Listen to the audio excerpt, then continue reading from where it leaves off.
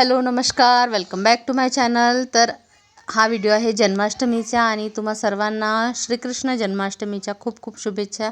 आणि इथे बघा बासची टोकरी घेतलेली आहे मी, त्यामध्ये थोडीशी फुलांची सजावट केलेली आहे आणि एक डेटवाली काकडी घेतलेली आहे आणि त्यामध्ये आपल्याला कृष्ण ठेवायचा आहे आणि आपल्याला त्याला लाल कापडनी असं झाकून ठेवून द्यायचं आहे। हे सगळं मी दुपारीच करून घेतलेलं होतं आणि तोपर्यंत कृष्णाचा जन्म असा झालेला आहे।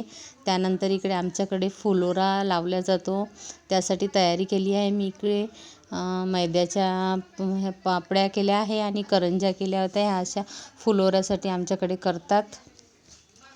आणि इकडे सकाळी सकाळी माझा देवांश शाळेमध्ये मस्त कृष्ण बनून गेला होता। खूप सुंदर असं त्यांनी बघा किती छान कृष्णाचा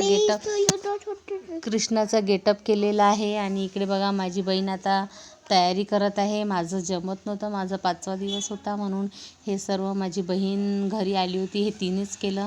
पूर्ण पाळणा वगैरे तिने सजवलं, पूजा पण तीच मांडत होती। सर्वात आधी इकडे आमचा असा फुलोरा लावून घेतलेला होता आणि त्याची पूजा करून घेतली। त्यानंतर इकडे पूर्ण सजावट वगैरे सगळं झाली होती।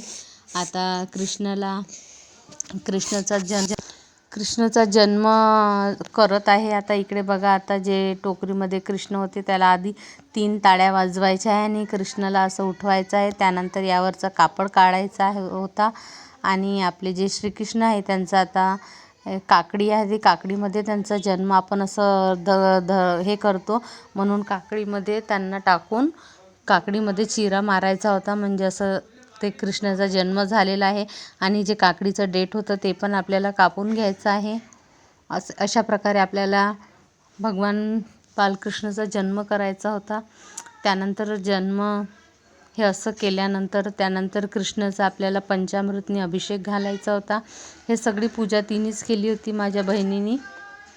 इथे बघा आता गंगाळमध्ये कृष्ण ठेवलेले आहे आणि पंचामृतनी असा त्यांचा अभिषेक करत आहे।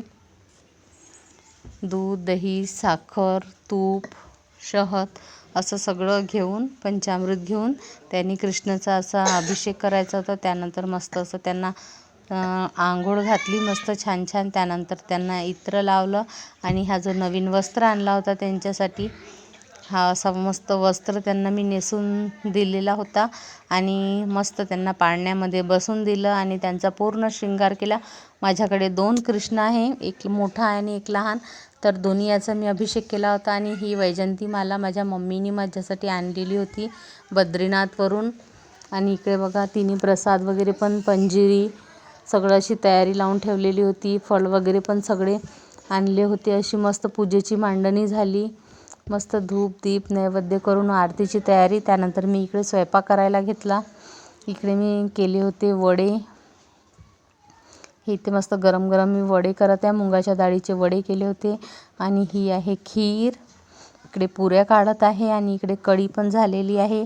आणि आता इशिकाचे पप्पा आलेले आहे जेवायला, त्यांच्यासाठी ताट वाढलेलं आहे। पुरी, खीर, कढी, भेंडीची भाजी आणि वडे, असा मस्त भात, असं सगळं मस्त स्वयंपाक झालेला होता आमचा। आणि त्यानंतर आम्ही सर्वांनी जेवण केलं, कृष्णाचा जन्म आरती वगैरे सगळं झालेलं होतं। हा त्यानंतरचा व्हिडिओ आहे। घरचे सगळेजण जेवले, पण मी मात्र माझा उपवास रात्री 12 नंतर सोडला। आणि त्याच दिवशी जन्माष्टमी पणच्या दिवशी देवच्या पप्पांचा वाढदिवस होता, देवांच्या पप्पाचा, म्हणून आम्ही मस्त एन्जॉय केला। प्लीज लाईक करा आणि सबस्क्राईब करा।